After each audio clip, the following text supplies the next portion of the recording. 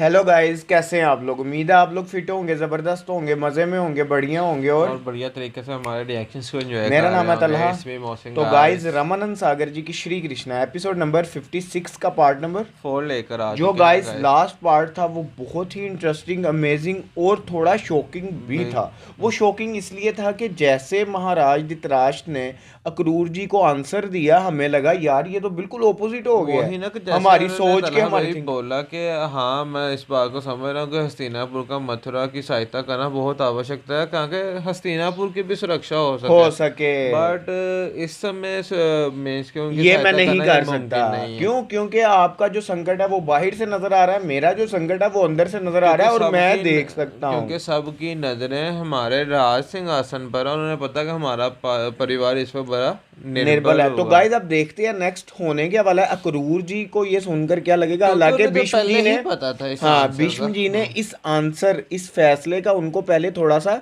बता दिया हुआ था। बिल्कुल। तो गाइस अब देखते हैं क्या होने वाला। बिना देर की चलते वीडियो की तरफ रहते हैं रिएक्शन।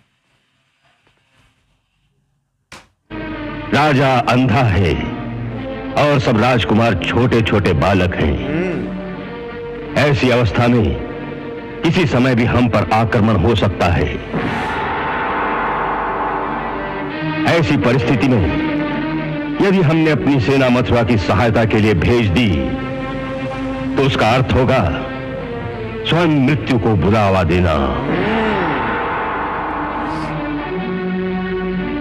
और मथुरा की रक्षा करने के लिए हम हस्तिनापुर को संकट में नहीं डाल सकते।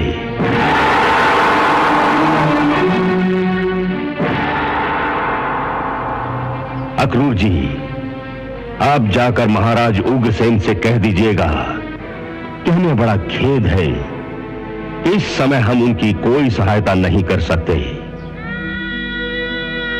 हाँ, हम भगवान से प्रार्थना अवश्य करेंगे कि वो उनकी सहायता करें। वो कर रहे हैं उनकी सहायता। आप इतना ही करेंगे वो भी पर्याप्त होगा महाराज, क्योंकि जब भगवान ही उनकी सहायता करेंगे फिर उन्हें किसी दूसरे की सहायता की आवश्यकता ही कहां होगी। कहाँ होगी ये बात। आपकी इस सद्भावना के लिए मैं अपने महाराज की ओर से आपको धन्यवाद देता हूं।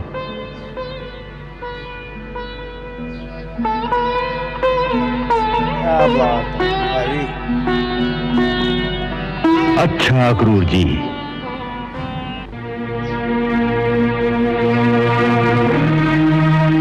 महाराज जाने से पहले यदि आपकी आज्ञा हो तो मैं आपको वो संदेश सुनाना चाहता हूं जो श्री कृष्ण ने मुझे आप तक पहुंचाने के लिए कहा था।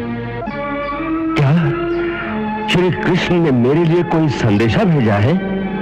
हाँ महाराज। मेरे अहोभाग्य अक्रूर जी, मैंने बहुतों से सुना है कि माता पृथ्वी का भार उतारने के लिए स्वयं सर्वशक्तिमान भगवान ने श्री कृष्ण के रूप में स्वयं यदुकुल में अवतार लिया है। क्या यह सत्य है? आपने सत्य ही सुना है महाराज।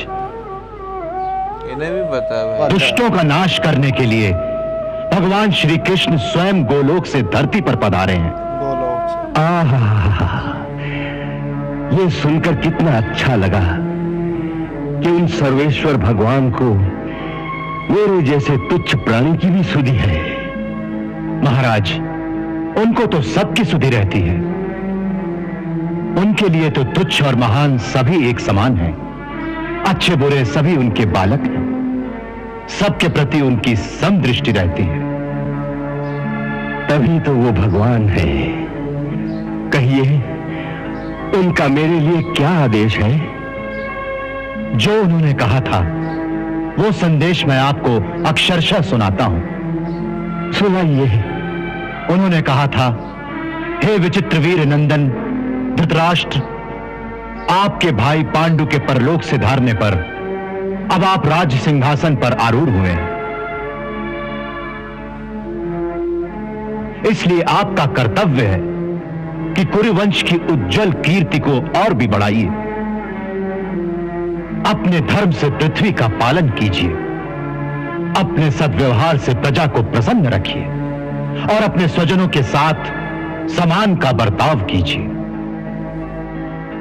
ऐसा करने से आपको लोक में यश और परलोक में सद्गति प्राप्त होगी।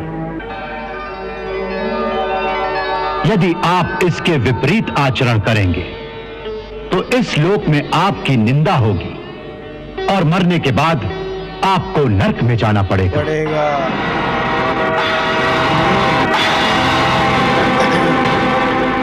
इसलिए अपने पुत्रों और भाई के पुत्रों के साथ समानता का व्यवहार कीजिए।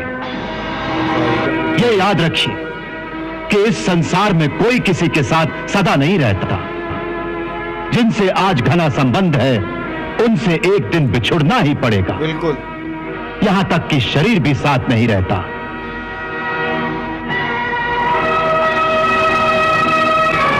जीव अकेला ही पैदा होता है और मरकर अकेला ही जाता है। अपनी करनी धरनी का, अपने पाप पुण्य का फल वो अकेला ही भुगतता है। मूर्ख जीव जिनको अपना समझकर उनके लिए अधर्म करके उनको पालता पोसता है, वही पुत्र, धन और उसके अपने प्राण भी उस जीव को अकृतार्थ होकर छोड़ जाते हैं। हाय हाय हाय हाय, क्या बात। और स्वयं अपने पापों की गठरी सिर पर लादकर अकेला ही घोर नरक में चला जाता है। इसलिए अपने चित्त को रोकिए और ममता के वश में आकर किसी के साथ पक्षपात मत कीजिए। आप तो ज्ञानी हैं, समर्थ हैं, इसलिए समत्व में स्थित हो जाइए और अपनी आत्मा में ध्यान करके इस संसार की ओर से शांत हो जाइए। इसी में आपका कल्याण है महाराज।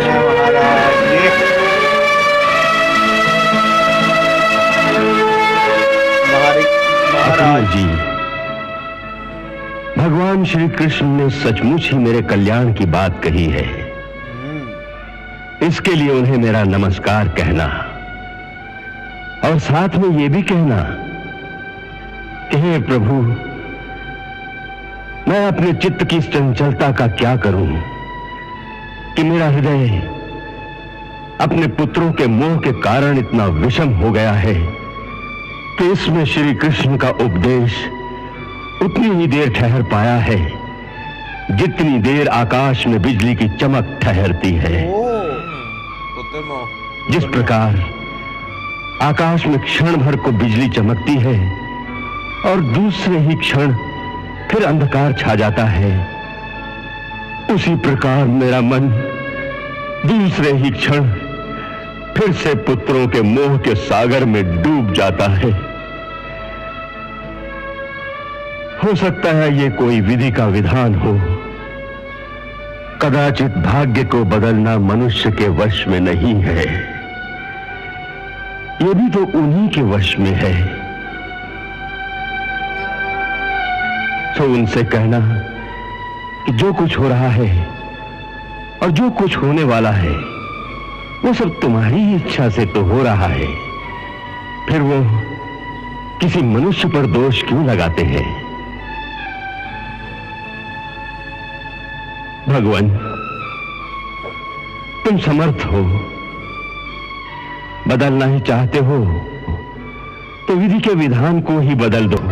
मैं विधि का विधान बदल दूं और वो स्वयं कुछ पुरुषार्थ नहीं करेंगे। ये बात। वाह, देखा क्रूर जी, मनुष्य का अहंकार कितना प्रबल होता है कि यदि स्वयं भगवान भी उसे उपदेश दें तो भी उस पर कोई असर नहीं होता। असर नहीं होता। देखा, वास्तव में ये अहंकार ही मनुष्य का सबसे बड़ा शत्रु है, क्योंकि जब तक वो अहंकार की सीमा को पार नहीं करता वो भक्ति के क्षेत्र में प्रवेश नहीं कर सकता। और जब तक भक्ति नहीं तब तक भगवान की बात कौन सुनेगा? बिल्कुल। वैसे भी कौरव वंश का जो विनाश विधिना ने उनके भाग्य में लिख रखा है, उसे कौन रोक सकता है? और वंश का विनाश। वैसा ही कर्म करेंगे वो। ऐसा ही कर्म करेंगे वो। परंतु उस पाप और अन्याय से भरे गैर वातावरण में फंसा हुआ हमारा एक परम भक्त वहां है, विदुर। हमें कई बार उसका ध्यान आता है, उस पर दया आती है महामंत्री विदुर जी कि कैसे केवल एक भूल के कारण वो उस पाप की दलदल में फंसा हुआ है। ये बताओ कि वहां हमारे प्रिय विदुर की क्या परिस्थिति है? प्रिय विदुर की। प्रभु, विदुर, अच्छा। वो तो आपके परम भक्त हैं। राजनीति से अधिक उनका ध्यान आपके चरणों में लगा रहता है प्रभु। उन्होंने हमारे लिए कुछ कहा? केवल इतना ही, अब मेरी एक ही प्रार्थना उन तक पहुंचा देना कि अपने इस दीन भक्त के सुध कभी न बिसराए। कर्तव्य के जिस कांटों भरे मार्ग पर मैं आज चल रहा हूं, उसमें वो सदैव मेरा मार्गदर्शन करते रहे। बस अब तो मैं उन्हीं की शरण में हूं।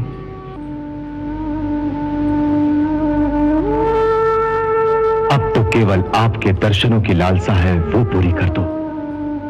ये कहते कहते उनका कंठ रुंध गया और भावना के मारे आंखों से टप टप अश्रु बहने लगे। हाय हाय हाय।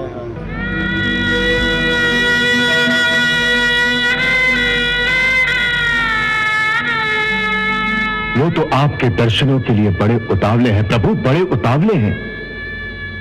हम उनसे भी अधिक उतावले हैं अक्रूर जी, क्या बात है अपने यार। धर्मराज के दर्शनों के लिए। धर्मराज। धर्मराज? आपने उन्हें धर्मराज कहा प्रभु? हाँ, वे धर्मराज के ही अवतार हैं। धर्मराज के। भगवान कृपा करें तो इस रहस्य का उद्घाटन भी कर दें। तो गाइस यहाँ खत्म हुआ ये एपिसोड। मोहसिन भाई क्या कमाल के अच्छा, अच्छा हमें जानने को मिले हैं वही ना, महामंत्री विदुर जी के विदुर लिए जी से यार। रिलेटेड, और हमें महाभारत में ऐसा कुछ भी नहीं जानने को और मिला। उनका रोल तो हमने वहां भी देखा कि उन्होंने हर बात के विरुद्ध वो उधर भी गए हैं, जो भी अन्याय बिल्कुल हुए बिल्कुल, देखने लेकिन को वो मिले। कुछ कर नहीं थे पाते। कि मैं महामंत्री होने के साथ साथ तो उनका छोटा भाई हूँ, जिसकी वजह से मेरी बात की कोई वक़्त ही नहीं वक़्त रहती। ही नहीं रहेगी। लेकिन यार कृष्णा जी ने देखो क्या उनको रिस्पेक्ट दी है। वो उन्होंने कहा कि हाँ धर्मराज, जब अक्रूर जी ने सुना धर्मराज क्या कहा प्रभु, उन्होंने कहा जी वो अवश्य उन्हीं के अवतार हैं। अच्छा, तो ये सारे, और वो कहते मेरे प्रिय विदुर। यार क्या बात है, मैं तो ये देखकर शॉक्ड हो गया। और उसके बाद उन्होंने देखो कितना प्यारा कहा कि स्वयं भगवान भी अगर खुद किसी को आदेश दें तब भी उसकी आंखों में एक ऐसा पर्दा अकल पर पड़ा रहता है, क्योंकि उसने अपनी नियति पे पूरा उतरना ही होता है। लेकिन अगर देखो कि ये चेंज हो जाते, समझ जाते बात को, तो कितना सारा कुछ बदल जाना आप था। देखें ना, कृष्ण जी ने ये भी तो बोला कि अगर कुरु वंश का अंत तो होना तो वो इसी प्रकार होना, तो वो फिर उसी रास्ते पर ही ये चलेंगे कर्म ना। तो वो करेंगे ही। हाँ। तो गाइस अब ये नेक्स्ट देखेंगे क्या होने काफी वाला कुछ है। हमें जानने को बिल्कुल। मिला इस पार्ट में। आप देखेंगे कि आगे हमें क्या देखने को मिलेगा। तब तक के लिए अगर आपको ये वाली वीडियो अच्छी लगी, इस वीडियो को ज़्यादा से ज़्यादा लाइक कीजिएगा, शेयर कीजिएगा, कमेंट कीजिएगा और हमारे चैनल को सब्सक्राइब करना मत भूलिएगा। मिलते हैं नेक्स्ट वीडियो नेक्स्ट पार्ट के साथ। Love you.